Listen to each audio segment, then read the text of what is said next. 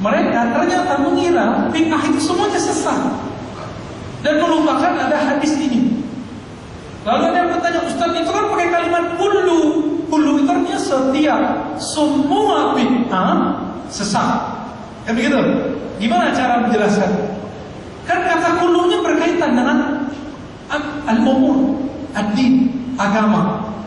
Itu yang pertama. Yang kedua, pernah mendengar hadis habatus sauda? Biasanya di botol habatus sauda itu ada hadis. Sesungguhnya habatus sauda obat segala penyakit, segala, semua. Itu bahasa Arabnya kullu. Coba cek hadisnya, coba dengar hadisnya. Alaikum bil habatus sauda. Hendaklah kamu minum habatus sauda. Fa innaha shifaa'un min kulli da'in. Karena habatus sauda obat segala sesuatu. Apa kata Imam Ibnu Qayyim, murid terbaik dan paling setia Ibnu Taimiyah. Ibnu Taimiyah masuk penjara, Ibnu Qayyim bersama.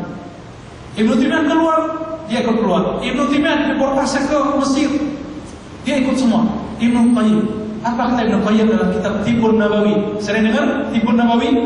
Apa? Iklan, klinik, pengobatan alternatif. Itu nama kitab. At-Tibbun Nabawi itu nama kitab. Sudah diterjemahkan. Coba lihat apakah benar Tibbun Nabawi itu sama dengan Tibbun Nabawi yang ditulis oleh Ibnu Qayyim.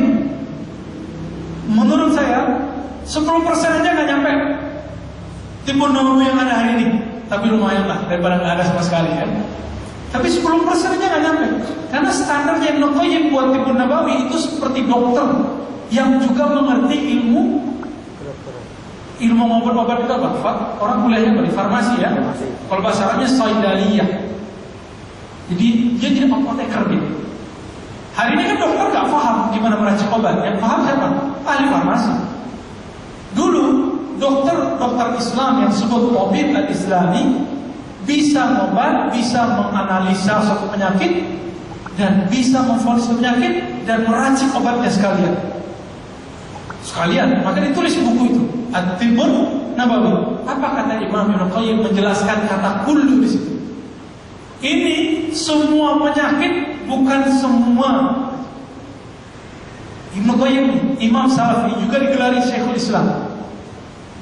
Itu hanya penyakit yang berhubungan khasiatnya dengan habatus sauda. Habatus sauda itu khasiatnya panas dan kering, maka dia mengobati yang basah dan apa? Kalau basah dan kering lawannya apa? Dingin dan basah. Kering dan panas dan kering. Panas, dia panas dan kering. Lawannya apa? Dingin dan basah. Dingin dan basah. Jadi kalau ada orang-orang yang bisulan, kasih habatus sauda, selesai itu. Coba bubuknya kasih, kering tapi sembuh cepat.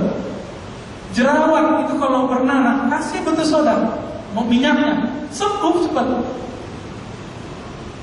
Karena dia mengobati itu. Tapi penyakit yang tidak basah dan dingin nggak bisa diobati oleh habatus sauda. Jadi jangan kecewa. Nanti ini kan obat Nabi. Iya, ini obat Nabi. Tapi Nabi kan nggak selalu pakai itu juga. Nabi masih sakit kan sebelum meninggal. Berarti tidak semua penyakit.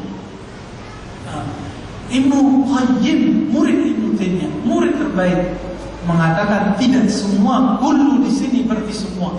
Untuk menjelaskan perkataan gurunya. Inilah perbedaannya, Bapak Ibu Saudara sekalian, antara Imam Ibnu Taimiyah Syekhul Islam, Ibnu Qayyim Syekhul Islam, Muhammad bin Abdul Wahab Syekhul Islam, dan orang yang mengaku ikut Ibnu Taimiyah hari ini. Apapun namanya, Azaliyun kah, Salafiyun kah, itu yang beda hari ini.